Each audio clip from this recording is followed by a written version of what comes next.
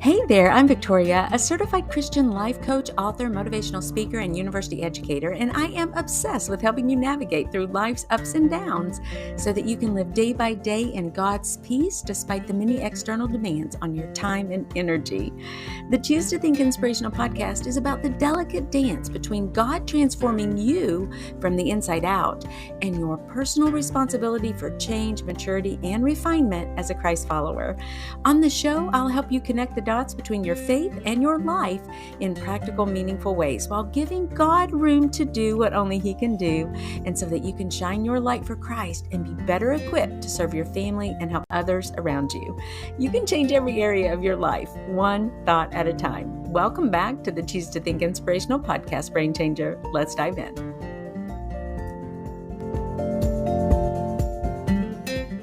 Confession. I love winning more than I love God. Now, I've said it, but let me prove this to you in three parts. One, by explaining St. Augustine's concept of disordered love, which essentially is sinful idolatry. Two, by unpacking the role of anger as an indicator of disordered love. And three, by discussing what you can actually do to get your heart set right. So there, I said it. And as St. Augustine would concur, in my heart, I have issues of disordered love. And I'm going to use a simple example to illustrate my point. You may think my example is superfluous or uneventful, but let me tell you, the emphasis I have placed on my love for winning more than my love for God, or even my neighbor for that matter. And it all stems from a baseness in my own heart. One I might add that I am determined, with God's help, to obliterate. Essentially, loving anything more than God is sinful, and put simply, it is idolatry. Let me read to you how the late Dr. Timothy Keller, in his book, Making Sense of God, An Invitation to the Skeptical, put it as he analyzed St. Augustine's Confessions. Quote, as a 19-year-old, Augustine read Cicero's dialogue Hortensius. This work considered the paradox that every person sets out to be happy, but the majority are thoroughly wretched. Cicero concluded that the extreme scarcity of human contentment might be a judgment of divine providence for our sins. He counseled his readers not to seek happiness in the pursuit of material comfort, sex, or prosperity, but rather to find it in philosophical contemplation. The book was electrifying to the young Augustine. One of his lifelong projects became to discover why most people are so discontent and bereft of joy. He concluded that our discontent has both a functional cause and an ultimate source. The functional cause of our discontent is that our loves are, quote, out of order. Augustine taught that we are most fundamentally shaped not as much by what we believe or think or even do, but by what we love. For when we ask whether somebody is a good person, we are not asking what he believes or hopes for, but what he loves. For Augustine, what we call human virtues are nothing more than forms of love. Courage is loving your neighbor's well-being more than your own safety. Honesty is loving your neighbor's interests more than your own, even when the truth will put you at a disadvantage. And because Jesus himself said that all God's law comes down to loving God and your neighbor, from Matthew 22:36 through 40, Augustine believed all sin was ultimately a lack of love. In short, what you love most at the moment is what controls your action at the moment. A body by its weight tends to move toward its proper place. My weight is my love. Wherever I am carried, my love is carrying me. You are what you love. Augustine did not see our problems as stemming only from a lack of love. He also observed that the heart's loves have an order to them, and that we often love less important things more and the more important things less. Therefore, the unhappiness and disorder of our lives are caused by the disorder of our loves. A just and good person is also a person who has rightly ordered his love, so that he does not love what it is wrong to love, or fail to love what should be loved, or love too much what should be loved less, or love too little what should be loved more. How does this work? There's nothing wrong with loving your work, but if you love it more than your family, then your loves are out of order and you may ruin your family. Or if you love making money more than you love justice, then you will exploit your employees, again, because your loves are disordered. End quote. So my example, my story, well, it's a pickleball story that seems to be repeated rather often in my life. Here's the thing. I'm competitive. Is that on its own a bad thing? Not necessarily, but there is something called a competitive spirit that kind of visits me sometimes. This spirit, if you will, knocks on my heart's door. Just like that, demanding attention. I suppose most of us love to win. But when you love to win more than, say, having fun or learning, or if you love to win to gain approval from others, to somehow prove yourself, or if you love to win because this somehow makes you, quote, better than another player, well, Houston, we have a problem. When losing incites unrighteous anger in your heart, that's a pretty good indicator that your anger is ungodly. If you lose and you start spouting a lot of negatives from your mouth, there's something going on much deeper in your soul. But let's pause and talk about anger. The emotion of anger may be inadvertently revealing what you love. What does the Bible have to say about anger? Check out these verses. Ephesians 4:26 and 27, and these are all the NIV version. In your anger, do not sin. Do not let the sun go down while you are still angry, and do not give the devil a foothold. Proverbs 14:29. Whoever is patient has great understanding, but one who is quick-tempered displays folly. James 1:19 and 20. My dear brothers and sisters, take note of this. Everyone should be quick to listen, slow to speak, and slow to become angry, because human anger does not produce the righteousness that God desires. Proverbs 15:18. A hot-tempered person stirs up conflict, but the one who is patient calms a quarrel. Or Colossians 3:8. But now you must also rid yourselves of all such things as these: anger, rage, malice, slander, and filthy language from your lips. These verses emphasize the importance of controlling anger, being slow to anger, and avoiding letting anger lead to sin. The Bible encourages you to practice patience, forgiveness, and understanding in all your interactions with others. It also highlights the destructive nature of unchecked anger and its potential to harm relationships. Yes, check. God was angry at times, and so too Jesus, which tells us that it is an okay emotion. The problem is when the anger is explosive or destructive. When you sin, when you're angry. What happens to me when I get angry?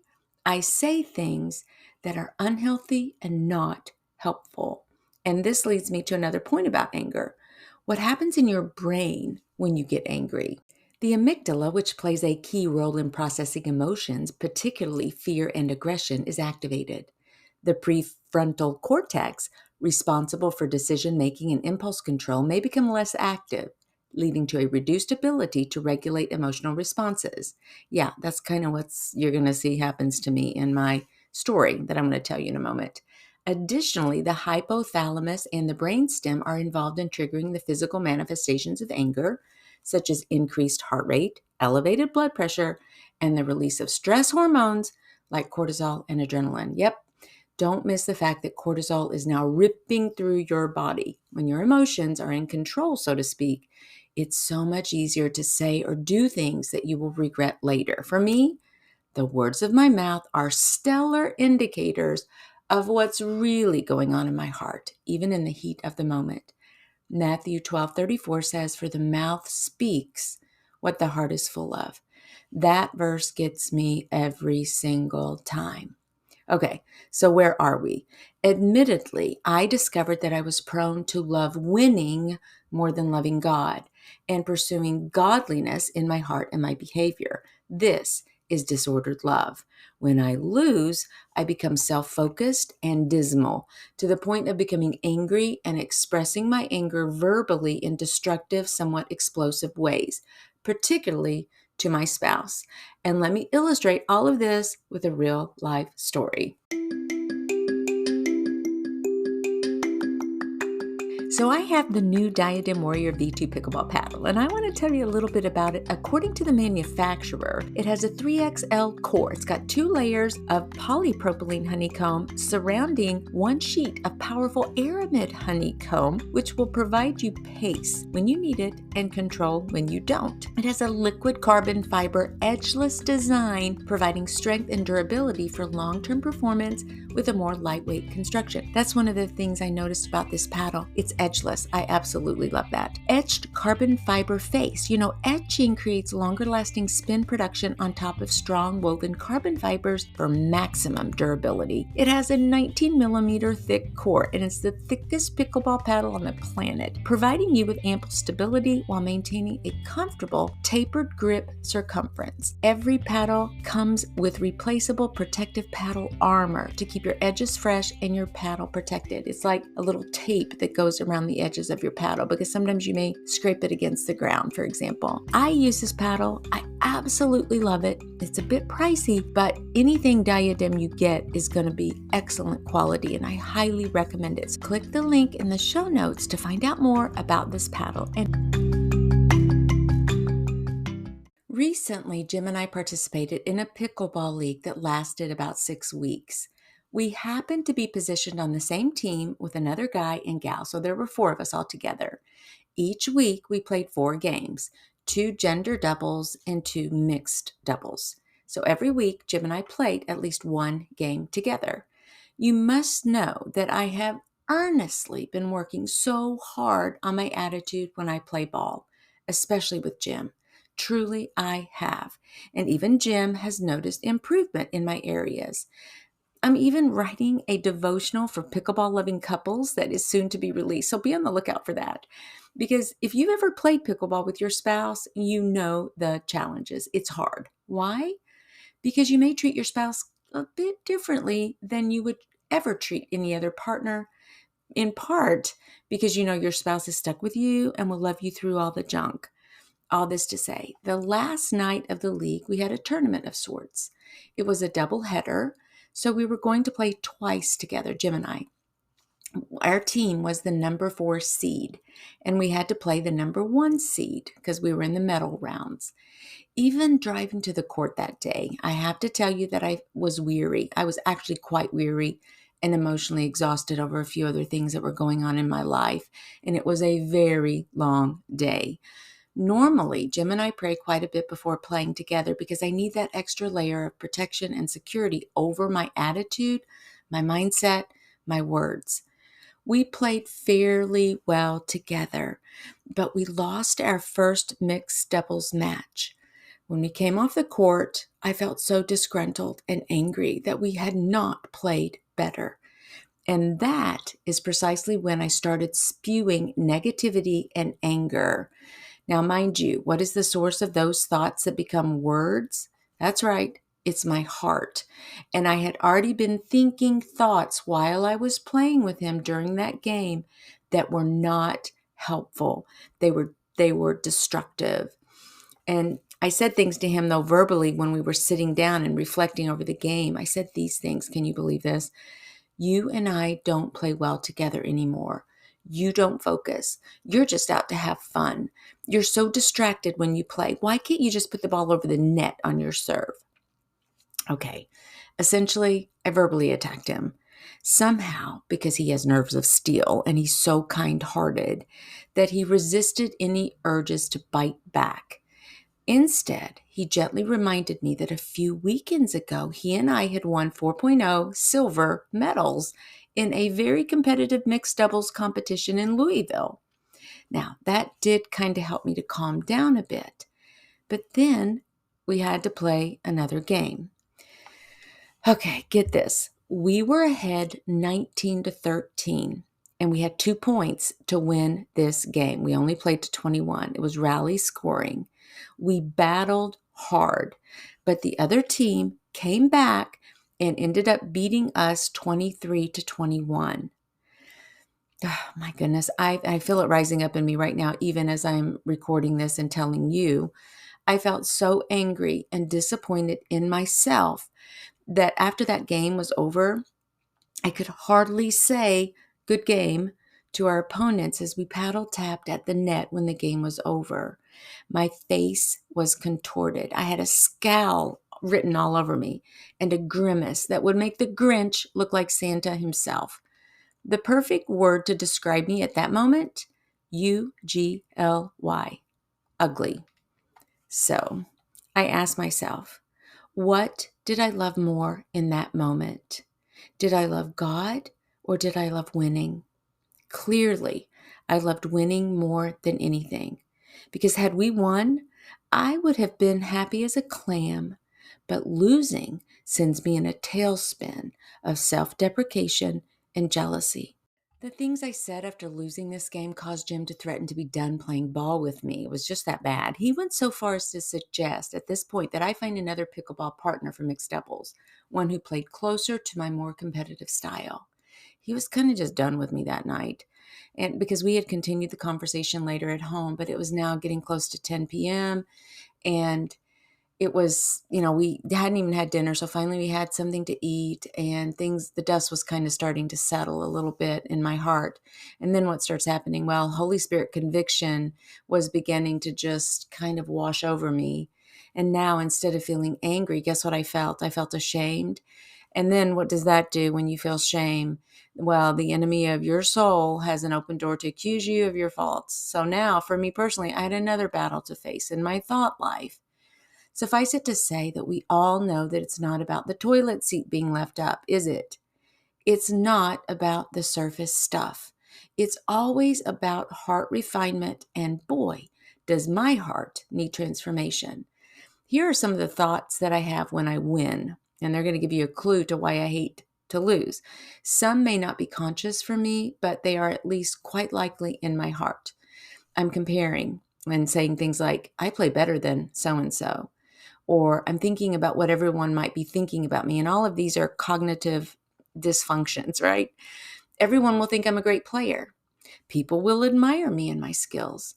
I have proven just how hard I try by winning. Winning is my identity and a token of my success in life. I am valued more when I win. Sadly, winning had become my sole focus in pickleball, which leads to a mindset that may disregard ethics, fair play, and the well-being of others. I may even have valued winning over the feelings of others.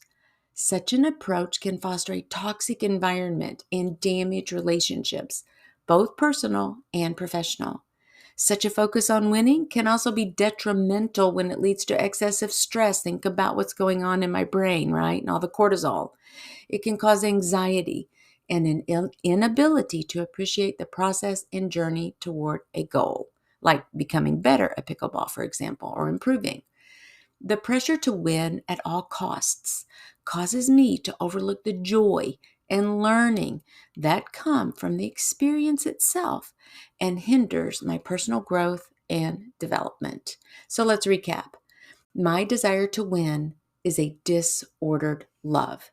Not only is the desire off base according to God, but when I demonstrate unrighteous anger, saying things, or behaving in ways that are unchristlike, it's sinful and idolatrous. I'm not sure if you've heard of J.D. Greer, but he's a pastor out of North Carolina who wrote an article titled, Disordered Anger Comes from Disordered Love. Now, he says this, and I'm going to give you so many examples that he gives you. I'm going to quote from this article, and you're going to see a lot of examples. And I want to ask you, where do you fit in here? Can you analyze something in your life where you're a little bit out of kilter? Let's listen. Quote, whenever something makes you mad, you should always ask yourself what your anger is defending. When your teenager comes home late, what drives your anger? The fact that they caused you to worry and lose sleep shouldn't be the biggest issue. Emotionally, you may want to make it the biggest issue because that's how the episode affected you. But the biggest issue is their disregard for rules. Are you angry because of the inconvenience or the threat to their soul? Be honest. If I get mad at my wife because she is texting when I am trying to talk with her, is my anger lovingly motivated because I am concerned with the harm her self-absorption causes to her and those around her? Or am I responding in anger because I feel hurt that she's not paying attention to me? Anybody else get mad when traffic is slammed and those cars shoot up the highway ramp to try and get as far as they can before forcing their way in? If you're like me, you may get righteously indignant and hang 2 inches off the bumper in front of you so they can't merge. But can we be candid for a moment? That kind of action doesn't seem to anger you or me when we're doing it, does it? When you get mad at work because your contributions weren't recognized, is your anger fueled by a love of your own praise? Don't let yourself off the hook by assuming you just want everyone to be given the credit they deserve, unless, of course, you get just as upset when your coworker isn't praised as she should be. End quote. Those are good examples, aren't they? And I hope that what this is causing you to do is to analyze your own heart. And I know it's sticky. I know it's hard. Even for me to confess this, in part, I'm like, oh gosh, everybody's going to think I'm so immature. I'm so childish. Why am I not doing better at my age? Do you ever guilt yourself with that? Like, at my age, I should be more patient. At my age, I should be able to manage my time better. At my age, haven't I learned anything? We can be so very hard on ourselves. But what I'm trying to do here is to illustrate that there is hope here. We can, with God's help, change. And I want to look a little bit about what you can do when you recognize that the loves of your life are disordered, just like I'm doing. Let's do this together. Let's be honest with each other and transparent that we've got a little bit of work to do, but let's not berate ourselves because we have a little bit of work to do. Let's be kind to ourselves in the process, knowing that we're working out our salvation. Well, first, you can prime the pump by believing that God can change you. He longs for your heart to be purified far more than you might. He's in the heart business. He made you in his image, and he wants you to positively reflect that image and to be a torchbearer for his truth. When you fail, as I did in my pickleball playing example, he is there to wash you up and set you back up on higher ground. You can confess to God your transgressions. Cry out to him to help you change. Ask him to put a sentinel up at your mouth so that you won't use your words in ungodly ways. Ask him to purify and cleanse your mind and heart, because after all, that's what your words are reflective of, right? Ask God to search you and reveal to you any anxious or unwholesome thoughts or motives. Ask him to forgive you, and then ask others affected for their forgiveness. Now, back to my story. For me personally, I might take a few weeks off playing pickleball to just really get a greater appreciation of all the things that I genuinely love and that are okay to love about playing pickleball, like the fresh air, sunshine, great community and the fellowship, as well as the beneficial physical exercise for my brain and body. In other words, I'm going to shift my loves. Yes, I'm going to love God, of course, but the loves that I quote loves that I have associated with pickleball are just benefits actually of playing pickleball. But I'm still going to love God, and I'm going to say, God, thank you for all of these things that I get to do. It's a shift in my focus. And then I'm asking God to help reorient my thoughts when it comes to actually playing itself. I'm going to use different affirmations instead of, oh, winning is my identity and I can earn or, get the approval of others when I win. Instead of those kinds of thoughts, I'm going to rewire my brain to kind of affirm these types of thoughts like this. I will play my best. If I lose, I will learn. And it should be not if I lose, but when I lose, right? Because we are going to lose. I cannot possibly win every single game. My partner is playing his or her best. I should say that and recognize that even like, for example, with Jim, he's really out there playing his best. He doesn't mean to hit it in the net or whatever, but he's also committed to having fun, and winning is not the most important thing for him. He has such a good, healthy attitude about it. And like I said, I'm trying to shift my attitude as well. I think you know that by my confession here on the show today.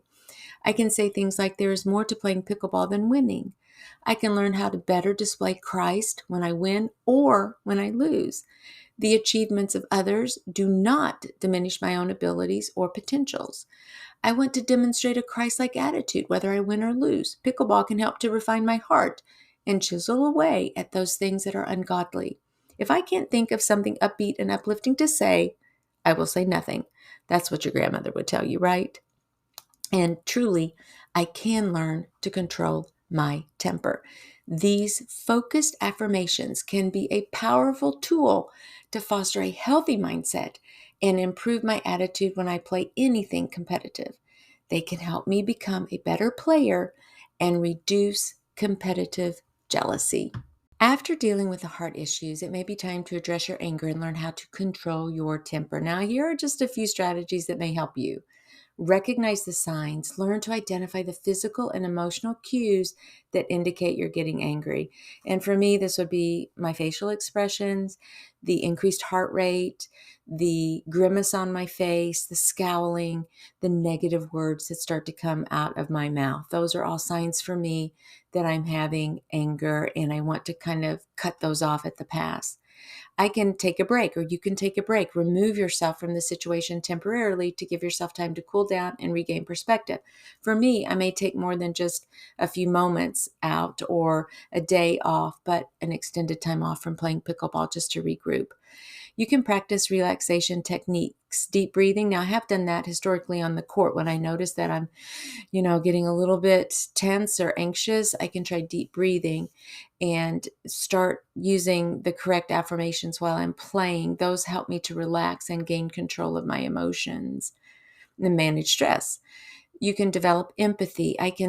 You and I both can try to understand the perspective of others, like everybody's trying to play their best, which can help diffuse feelings of anger and resentment. Communicate effectively. Use assertive and respectful communication to others and to yourself to express your feelings and concerns without escalating the conflict.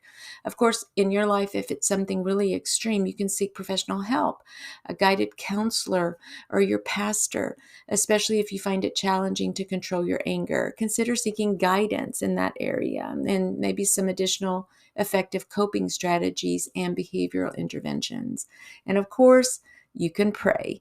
Continue to ask God to help you be transformed through the renewing of your mind.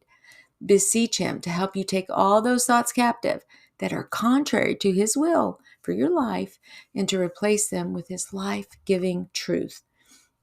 By implementing these strategies, you can develop better emotional regulation and learn to manage your anger more effectively, which will lead to healthier relationships and improved overall well-being. But now remember, anger was just kind of an indicator of a disordered love.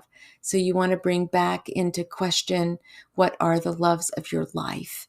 And I am on a mission to bring you another podcast down the road, another episode where I speak of the progress that I've made in this area.